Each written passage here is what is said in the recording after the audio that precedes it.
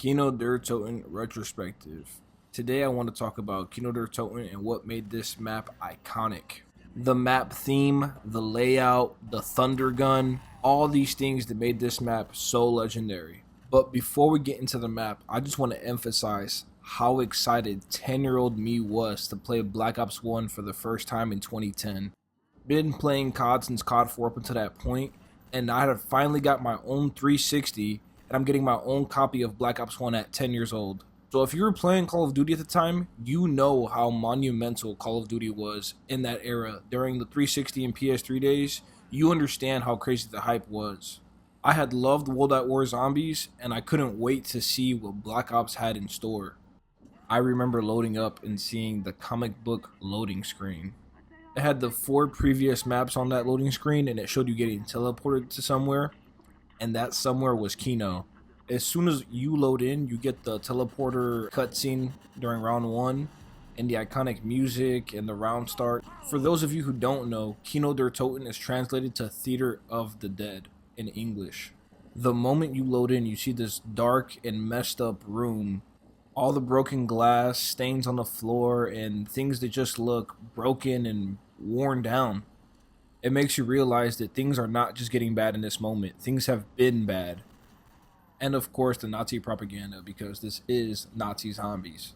Other things in this map that add to its theme are things like the Nova crawlers, the monkeys being in containers around the stage in the back stairs area, the destruction of the theater, the writing on some of the walls, the weird fact that it's your first time loading up in this map in terms of storyline, and it has all 4 of the main characters' pictures already on the wall. Also, there's this one window in the dressing room, and if you listen very closely, you can hear someone banging, like as if they're trying to get out of one of the showroom boxes, or if they're in the back somewhere just banging. Even some of the movie posters for the theater, they seem dark, creepy, eerie, twisted, almost as if the movies knew what was coming. The culmination of all these things really set the tone and the vibe that you get as you play this map. Also, not to mention that one of the teleport locations is Samantha's room, and sometimes it can be very red and bloody, and you see a teddy bear holding a knife. I want to dive a little bit deeper on some of these details, starting with the Nova crawlers. So up until this point in Call of Duty Zombies, Nova crawlers were not a thing, and you don't even see them when you first start the game. You actually have to turn on the power, and once the power is turned on, you now spawn in Nova crawlers. Now these things defy the laws of physics as they climb down the walls like spiders, almost as if gravity is not a factor. I was doing some research for this video to see what exactly a Nova crawler is, and from what I've gathered, these were experiments gone wrong said by Rick Toffin himself, and these Nova crawlers were humans at one point. Element 115 or the Nova 6 gas caused them to mutate beyond belief. They have these skinny, frail bodies, completely pale. Their mouths and their teeth take up 80% of the real estate on their face, and they have long, sharp claws on their hands and their feet. Also, they emit Nova 6 gas. Now, if you shoot a Nova crawler and they roll over and explode, they'll release Nova 6 gas. In the lore of Call of Duty, it is said that if you breathe this Nova 6 gas, it will cause muscle spasms, violent vomiting, and death within 10 to 20 seconds of inhaling Nova 6 gas. Just to put into perspective how deadly Nova 6 gas is, zombies that already have element 115 and that are already mutated die in hordes or waves if they come in contact with this gas. As far as gameplay goes, Nova 6 crawlers aren't really ever a threat, at least in my opinion, because one, they crawl slowly, they don't really have that much health. When you kill one of them, they help you kill other zombies. But yeah, this part is just my personal take. I don't really find them too much of a nuisance in terms of gameplay. Despite that though, they are still a welcome addition in my opinion to this map, or any map that has Nova 6 crawlers. Moving on to the posters on the wall, they all share this devilish, creepy, dark theme, Now, they don't change anything gameplay wise, they're just overall an aesthetic piece that is welcomed. There's not really else to mention here other than that they look creepy and they add to the overall theme. Now, the portraits is something that I initially looked over, even though I knew they were there and I knew there was voice lines. When I was a kid, I just cared about playing the game. I didn't really look at all these details. But now, if you really sit and think about the portraits, these characters have not been to Kino before. This is their first time there. So, who put up these portraits? Was it them? It couldn't have been them. It's almost as if like someone's watching them or toying with them to have their pictures up in that exact location.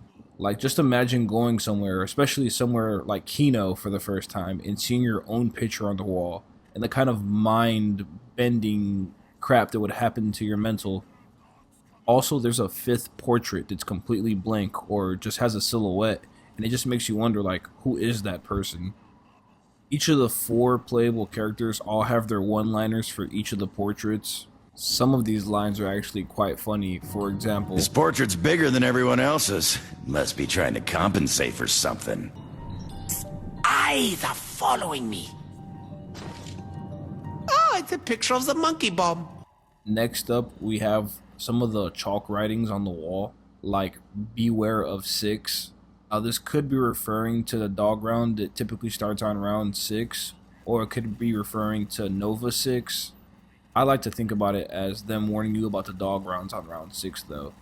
But also, if you take a minute to analyze this detail, someone had to have been there and wrote that on the wall, which further contributes to the idea of someone being there before you. Another thing that stood out to me when I was a child playing this game was the monkey incubators. Now, in these containers, you would see, sleeping monkeys or dead monkeys, and there'd be several containers scattered across the map. I have no idea why they're there, what purpose they serve, but I'm assuming that it was just more bodies to experiment that was used by Richtofen. But these containers also do add a WTF element to the game. Now, one thing that actually used to spook me when I used to play this game was the window in the dressing room. Now, I'm pretty sure most players don't know this is even a thing in the game, but if you go to this window and hold X, you'll start hearing someone knocking or banging. And as long as you're there holding X, you'll continuously hear this on repeat. Who's doing the knocking? Who's doing the banging? Very creepy and eerie thing to add into the game. And the last thing that adds to theme and overall aesthetic to this map is obviously the hidden song. Every single person who's ever played zombies knows Bring Me 115. Now, unfortunately, I won't be able to play the song because I don't want to get copyright striked, but we all know the song. Certified Hood Classic. Now that we have theme and aesthetic out the way, let's get into the gameplay. More specifically, I want to talk about player-focused gameplay. For example, things that players would do on this map that made it unique. For example, everybody knows that we used to dolphin dive off of the stairs for no reason. I couldn't tell you why, we just did it. Everyone did. I've even unalived myself a few times dolphin diving off of those stairs. Now, when it comes to playing with 4 players, it's the standard. Everyone grab a window and get points and wait for someone to buy the first door.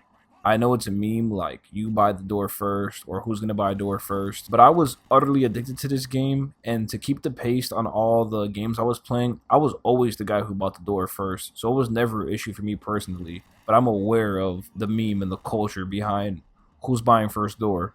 And I feel like that meme especially is prevalent on Kino more than any other map. People know what they're saving their points for and what they want to buy on this map. They know where to go.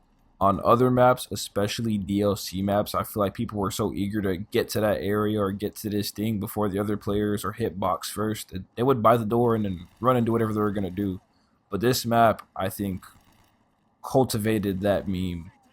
Also, when I think of Revive Me, I Have Ray Gun, I think of that being said on this map for some reason. You guys let me know in the comments below. If you hear Revive Me, I Have Ray Gun, do you think about just Call of Duty Zombies, or do you picture a specific map of someone saying that? Because for me personally, I picture someone down on Kino saying that for some reason. Getting back on topic, Kino's actually a pretty small map. It has a lot of tight hallways, and even in the areas that are open, there's a lot of obstacles and things to get you stuck on or get in your way. And these elements contribute on how you traverse the map, how you get from point A to point B. It also contributes on the kind of loadouts you want. For example, if you're in a big area where you can train a lot of zombies, you might want a fast shooting, low damage points gun so you can rack up your points. Versus if you're in a close quarters area, you want a gun like a shotgun or something that instantly deletes zombies off of the screen. And what better gun deleted zombies off of your screen like the Thunder Gun? I remember hitting the mystery box and getting the Thunder Gun and feeling like I just hit the lottery. Usually I played in teams of 4, so there was 3 other people fiending for the Thunder Gun, and if you were the guy to get it, sometimes you wouldn't get revived because other people wanted it, which means if you have the Thunder Gun, you better not go down. Also, too, back in the day, I remember feeling like you had a big responsibility if you had a wonder weapon, especially if it was the only wonder weapon, and in Black Ops 1, that was the case a lot of times. And if you had the wonder weapon, you were supposed to kind of lead the charge, or if people go down, you go get them because you have Thunder Gun. You had the aid, you had the piece of equipment we needed to help us traverse through this madness that we're in. I honestly can't even put into words how awesome it felt using and getting the Thunder Gun as a kid playing this game. It was the ultimate get out of jail free card weapon. You're cornered and have a lot of zombies around you and you're about to go down. Just shoot one bullet of this thing and you're free or clear to go. This gun is so good and so quote unquote overpowered that some people think it's the best wonder weapon of all time. I personally think it's definitely top 3. Having this weapon literally made you feel invincible on the battlefield. With the number of zombies being added throughout the rounds and their health increasing each round, it felt like the zombies were outpacing your power scaling in this game. You got a wonder weapon like the Thunder Gun. It felt like you had something to compensate the pacing of the zombies and their health pool. This weapon being as good as it was contributes to the fact that it's so iconic. It gets a 10 out of 10 for creativity. Literally, it's the Thunder Gun. Pushes zombies back with thunderous force. The gun was freaking massive. And if you thought the Thunder Gun was raw, you can upgrade this thing to the Zeus Cannon. Perfect transition into Pack-a-Punch. Now, in order to get access to Pack-a-Punch, you needed to link the mainframe and the teleporter together to be able to teleport to Pack-a-Punch. Once that's done, you'd be teleported to this room above stage, the film room, and you'd have the Pack-a-Punch machine there. I actually really like this Pack-a-Punch room because zombies can't spawn here, so you just have this time to chill out and Pack-a-Punch your guns without having to worry about something killing you in the middle of you Pack-a-Punching. Also, I don't think a lot of players know that the clock above Pack-a-Punch, when that hand hits 12, that's when you'll actually be teleported back. So you can see all the time you have in that room and when you're going to be teleported out. I remember mentioning this to a few players when I played, and they all told me they didn't know this before, so let me know if this is your first time hearing about it. And one thing everyone remembers doing in this room is chucking as many grenades out the window as possible so you can get all those points and kill as many zombies as possible while you're up there. Now, other notable weapons in this map is obviously, we have the ray gun.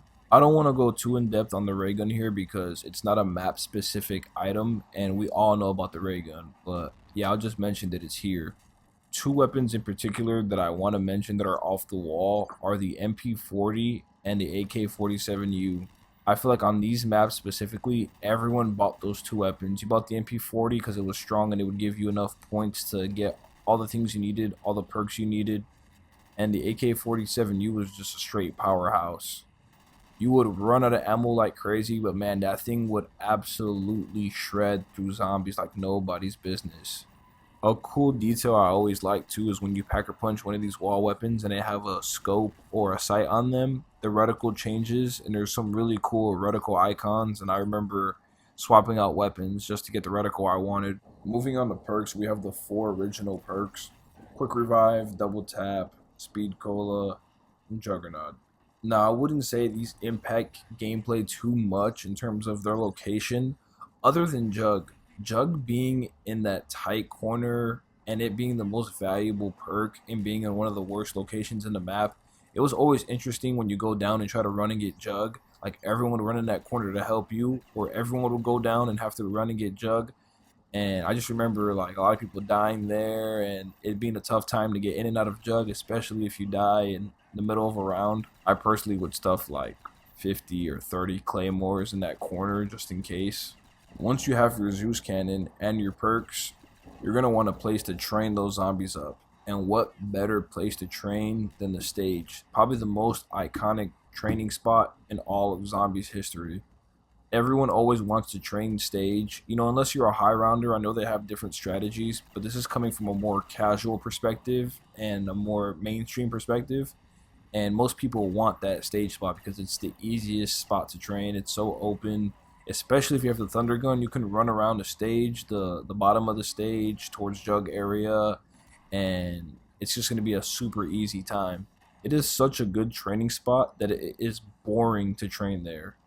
Trying to fit 4 players on this map actually isn't too difficult because the person who has stage is probably taking up 40% of the zombie population. And if you have someone training in lobby or the alley or somewhere else, they're usually not getting that much action. So it makes their training spots a lot easier because the person on stage has a bulk of the zombies. I know this firsthand because there's times where I take stage or I take alley, and if I'm in the alley, I'm usually getting maybe like 20% of the zombies that the person on the stage is getting. Now, with all that being said, we also have to mention the significance of YouTubers and people who played this game at the time catapulting its success. And I'm mainly going to refer to Syndicate for this. If you guys don't know who Syndicate is, he was a high round zombies player, and he was the first person to get to round 115 on this map, and he did it using the stage. Crunch in my face when I speak. Oh! Yes! Oh! Here we go, ladies and gentlemen. It's time to down myself. It is fucking time. It is. Oh, they're making it to 116! Yes! Now, showing that this was possible and this is how far someone could take it absolutely blew up the scene even bigger than what it already was. And it really showed where the community was at. Like, people were having fun getting to their rounds. You would save your rounds on the leaderboard. And then you have this guy on YouTube that's getting to 100 plus, which at the time it was unfathomable. Now, being someone who's got to around 100 myself, I can tell you that when I tell people that I've gotten to around 100 or they see me go to around 100, they think like, whoa, like, that's unfathomable. Now that we've went over theme, aesthetic, and gameplay, I just want to really double down on what made this map fun. And what made it fun was the accumulation of the theme, the aesthetic, the thunder gun, and all these elements like Nova crawlers and all these things combined into one map. Because up until this point, we didn't have all these things in one map. You know, we had wonder weapons before, but not the Zeus cannon. We had dogs, but we didn't have Nova crawlers. And all these things were specific to Kino when it was brand new. On top of the zombies' tried and true formula of, you know, getting points, getting tools, and just seeing how far you could survive with your friends. Like, that's really the bulk of it. And when you have a great theme, when you have a great map, when you have a great wonder weapon, when you have a great layout, it just makes for a map that you can just pour hours with your friends into and just really never get tired of. Now, with that being said, we have to talk about the counter. There's a community or a group of people that actually don't like Kino, that say it's boring, that it's bland, that it didn't really add anything new coming off of World at War. And to those people, I say, shut up. Kino is not bland in my opinion. In the context of when the map came out, we weren't building things or doing all these crazy things we do in zombies today. And at the time, especially it being a disc map, we needed a map that everyone could just get in and play. While I won't argue that the map is not simple, I will argue that this does not hurt the map. A map being simple doesn't make it a bad map. And I also don't think it's something to really critique a map on. You can have an overly complex map that's complete trash, so whether it's simple or complex doesn't really make it a good or bad map. I also don't feel like Kino needed to change the formula or add anything crazy. It added an amazing wonder weapon, it added new zombies, and it showed that Treyarch knew what the formula was and that zombies knew its identity. To further drive this point home too, in the DLCs of Black Ops 1 like Shangri-La and Ascension, people critique certain things about those maps because they changed too much. So Kino definitely is perfect in my opinion for what it is. If Kino wasn't simple and it was complex and it was a lot to take in, a lot of new and casual players would have not played. Up until this point in the series, when Black Ops 1 came out, Black Ops 1 was the best selling Call of Duty in the franchise. So we don't want to turn a lot of new players and also returning players off to the idea of zombies because we try to step out of our means with the first map. We needed something that was easily digestible and also good, and that's exactly what they did here. I personally think they could not have made a better on-disc map to start off Black Ops 1 with. I think this was literally S tier perfection of a map for what it was. And people still remember Kino fondly to this day. To not have this retrospective get too yappy, I think this is a great place to conclude. And I want to just go over some of the points that I've mentioned to really drive them home. What made Kino so special, so iconic, and so much fun are themes like the dark theme and tone of the map, illustrated by posters and writings on the wall, sounds of eerie knocking out of nowhere, new creepy gas zombies we've never seen before, a brand new wonder weapon never before seen, and it was amazing, a great digestible map that had identity, playing with friends and creating moments like dolphin diving off of the stage and saying who's gonna buy door first, the legendary hidden song 115, the simple but effective layout of the map, layouts that would have places like the stage, one of the most iconic if not the most iconic training spot in all of zombies, which also contributed to Syndicate getting to around 115, further growing and solidifying the zombies community. All these things condensed into one map in one game. It's actually kind of crazy how good zombies is, and we're only talking about one map here. With all that being said, this has been Draco's Perspective, and I'm out.